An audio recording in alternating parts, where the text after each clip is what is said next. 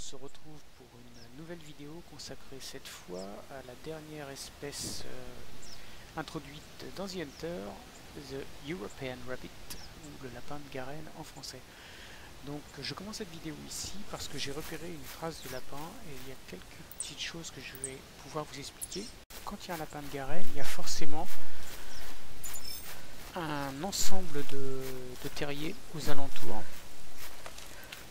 qu'on appelle aussi une garenne. La garenne, c'est l'endroit où il se trouve, mais c'est aussi le réseau de galeries. Donc là, on voit qu'il y a plein de traces, on estime qu'il y en a certaines qui sont causées par les lapins. Donc on suit, on se balade un peu partout jusqu'à ce qu'on trouve le premier terrier. Et une fois qu'on l'aura trouvé, à ce moment-là, je vais vous montrer la suite, mais c'est intéressant que je vous montre en fait dès qu'on trouve le premier terrier. Vous allez voir, vous allez comprendre pourquoi. Et là, il y a un lapin qui est juste là, et les terriers sont là. Regardez bien ce qui va se passer. On va se carrer ici tranquillement. Donc là, on voit deux terriers, c'est pas terrible. Voilà, vous voyez, regardez, hop, les lapins commencent à sortir. Au moment où vous arrivez, en fait, là, il n'y en a qu'un qui sort, c'est pas aussi flagrant, mais on ne voit que deux terriers. Et si on en voyait davantage, vous verriez qu'au moment où vous arrivez dans la zone, les lapins commencent à sortir. C'est quelque chose que j'ai constaté pas mal de fois. Donc en fait, quand vous trouvez le réseau de galeries, donc la garenne, n'hésitez pas à vous coller tranquillement, le temps de voir les premières espèces sortir. Donc là, on en a un, il est plutôt calme. Donc je vous conseille de viser la tête, parce que quand vous tirez à la carabine à plomb, parce que c'est pas une arme très puissante. Là on est assez près, mais si vous êtes assez loin, si vous ne visez pas la tête, il y a des chances que le lapin puisse regagner sa garenne.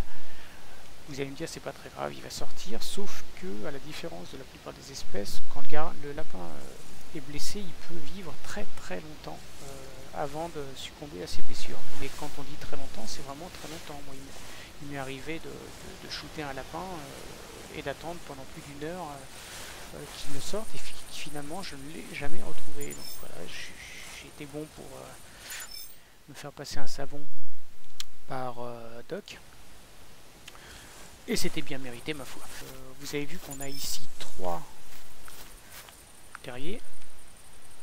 Et en fait, il y en a d'autres dans le coin, forcément. Il peut y en avoir jusqu'à... Enfin, j'en ai vu moins 9. J'ai lu qu'il pouvait y en avoir 10. Donc là, on en a un. Là, on en a un. On continue à chercher. Ok, donc là, il y en a un. Donc maintenant, l'idée, c'est de trouver un endroit d'où on puisse en surveiller plusieurs simultanément, puisque en fait les lapins auront tendance souvent à rentrer dans un terrier, il y en a un là aussi, et à ressortir par une autre ouverture. Tout l'intérêt de pouvoir en surveiller plusieurs à la fois.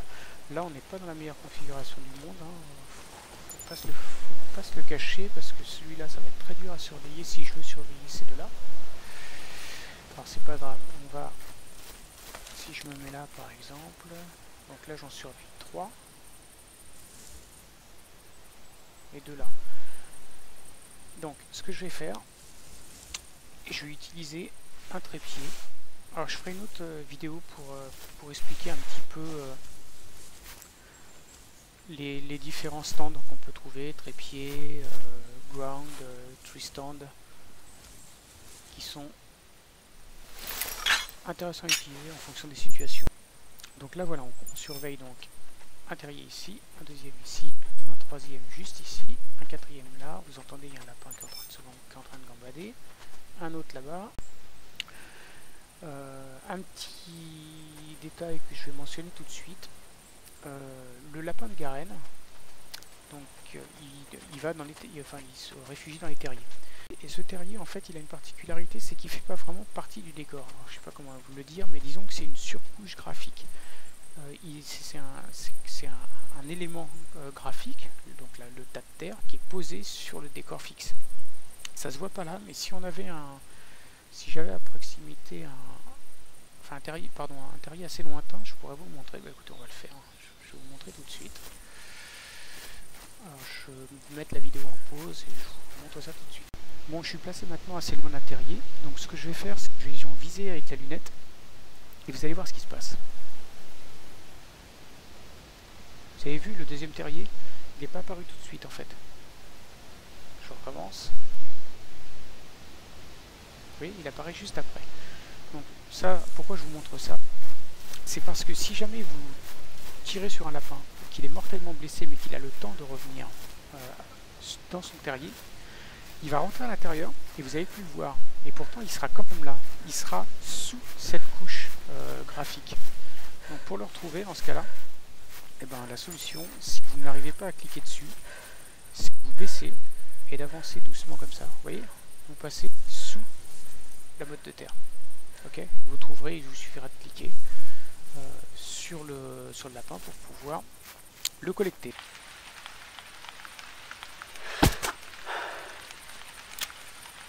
Bon, j'ai repris donc ma position. Là, je viens de shooter un lapin qui me faisait un clin d'œil. Comment savoir combien de lapins il vous reste dans une zone? Bah, c'est très simple, il suffit de compter les traces. Tous les points rouges, toutes les sphères rouges pardon, correspondent au lapin que je viens de tuer. En revanche, vous voyez que vous avez d'autres empreintes ici. Donc, à moins qu'elles n'aient été laissées par le même lapin, ce qui serait peu étonnant, on sait que là, il y a encore au moins 2-3 lapins. Ils vont sortir assez rapidement, il va y en avoir d'autres qui vont se manifester.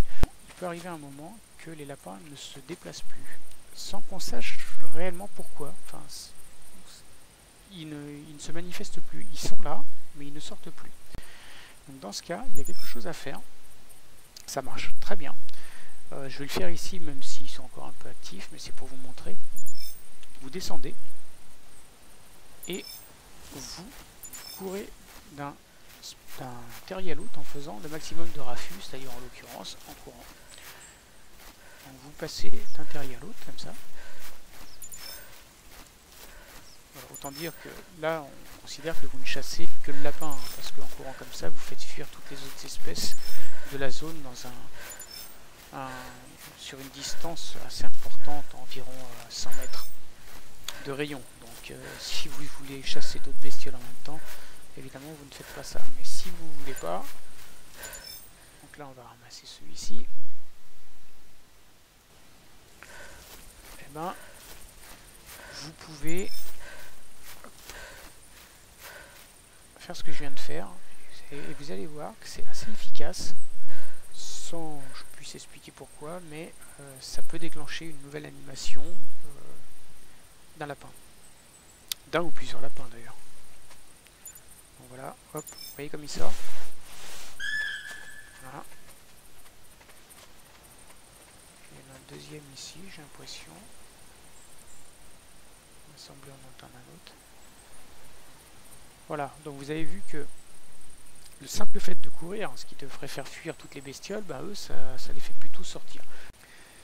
Alors si ça ne fonctionne pas, cette technique de courir d'un terrier à l'autre, vous pouvez en choisir une autre qui consiste à quitter la zone, typiquement à retourner à votre campement.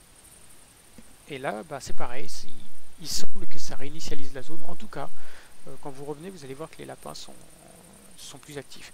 Évidemment, ça vaut le coup de le faire s'il reste encore beaucoup de lapins. S'il en reste deux, vous n'allez pas vous taper aller-retour. Ce serait un petit peu ridicule compte tenu de l'enjeu.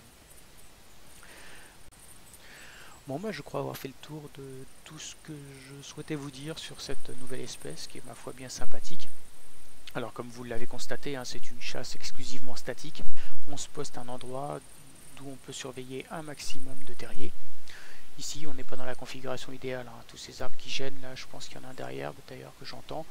Mais bon, essayez de trouver le meilleur endroit et puis vous attendez qu'ils sortent. Voilà.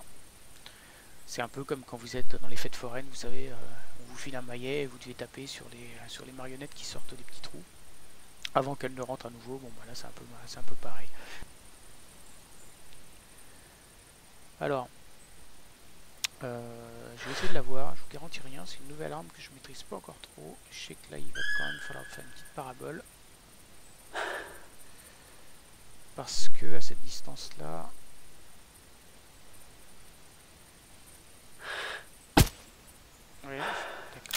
est gentil, il se relève.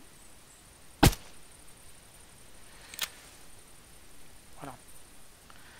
Bien, bah écoutez, il ne me reste plus qu'une chose à faire maintenant, c'est de vous montrer un petit peu les endroits où vous êtes susceptible de trouver davantage de garrigues.